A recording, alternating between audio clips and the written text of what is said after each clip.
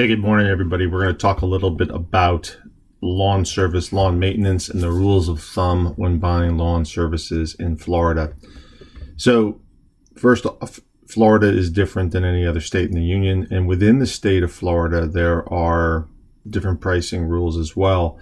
That is partly due to, well, not partly, it is due to the changes in climates. So, when you're south of Orlando, more like Port St. Lucie down to Miami, far more tropical. It retains its heat throughout a longer period of the year, and therefore the margins are different. In Central Florida, it cools off around the October time frame, and grasses go into dormancy. So subsequently, labor, fuel, etc. will drop, so your margins are better in the winter and in this fall than they are in the heat of summer. And then as we go north, the grasses change, so the margins get worse as consumers have a less of a need for lawn cutting.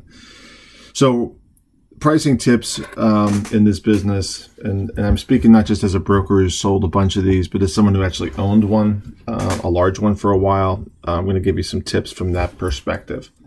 So recurring revenue is what makes this business so attractive. The service billing is incredibly important and attractive to people, particularly in downtimes, the continuity and the safety of the accounts.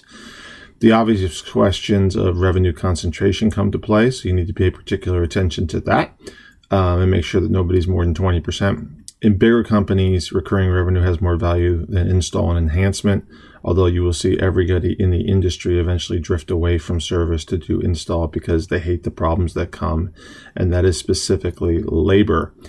Age and condition of equipment needs to be factored. Doesn't matter if it's pretty, you want to look at the hours on equipment.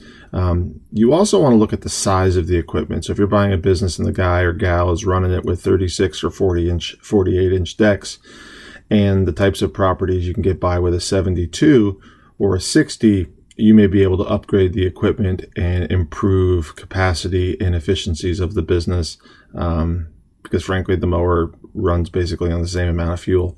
But if you can get time being the critical factor for productivity, those types of efficiencies can be used as a buyer from a leverage standpoint. You don't necessarily tell somebody that you're doing that, but in the back of your mind, you want to plant that.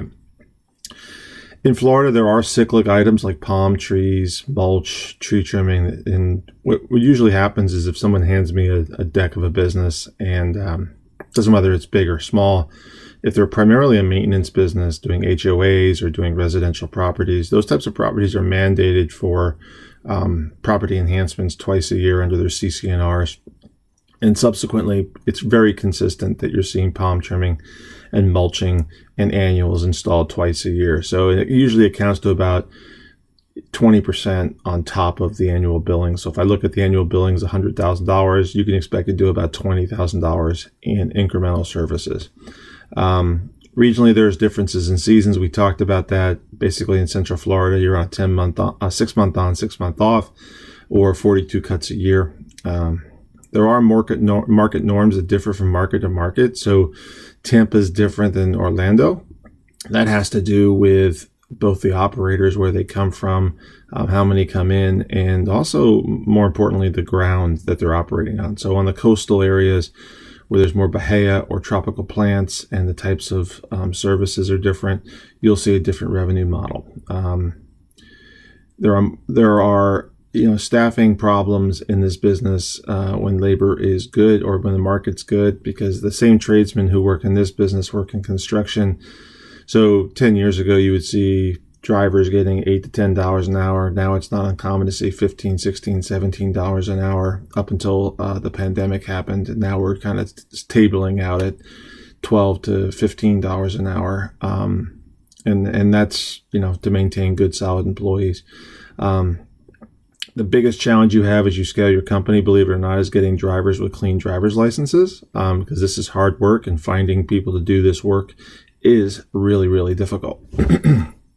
So some things we've noticed, you're going to find 1099 and W-2 employees and cash employees all over the place.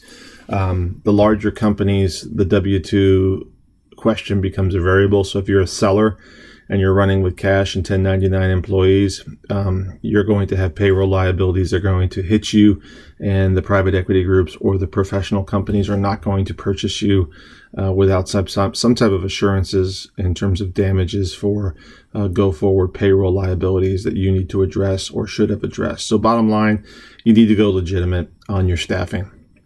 Route density is key to mitigating your fuel cost. This is a logistics business as much as it's a green business. So you want to have your accounts as tight as possible. Cost of goods generally runs 15 to 30%, depending upon the properties, depending upon the complexity, depending upon the size of the properties. Believe it or not, more expensive high-end homes are not necessarily better from a growth standpoint or from a revenue standpoint. Labor should run between 25 and 30%. Right now you're seeing, up until the pandemic, close to 30%, but optimum level and efficiency would be 25, and that number will move as your accounts ebb and flow. Rent is usually 0, 1 to 3%, so that's where you kind of pick up your margin. Businesses up to $1 million generally are running out of just a field with maybe a small office, but you really don't need brick and mortar fixed overhead for this business. One of the key variables when you're looking at rent is proximity to dumps and the ability to store debris and whether or not you can actually burn debris. That's believe it or not, if you're doing larger projects, you're going to do that 20% that we talked about in terms of tree work. Time becomes a variable, and the cost of going to the dump for multiple trips can become expensive. So, if you're spending an hour and a half at a dump dumping off one project's worth of work, that hour and a half could be used someplace else. If you had a burn pit on your site, you could save thousands of dollars a year. Seller financing is common. The amount of seller financing that is usually done is the value of the equipment. So we look at the value of the equipment on the balance sheet, and that is what's financed for 2 to 3 years. Seasonal markets see layoffs of staff. So in like Orlando, right around October, you'll see people paired off and sent back to Mexico or wherever they're from. Questions you want to ask on the route is the grass Bahia? Is it St. Augustine? Is it Zoya? What's the mower size and speed? And what type of mowers do they have? Because sometimes they buy mowers cheap on the front end and don't think about the cost on the back end. If you have questions about lawn care, give me a call, 321-287-0349.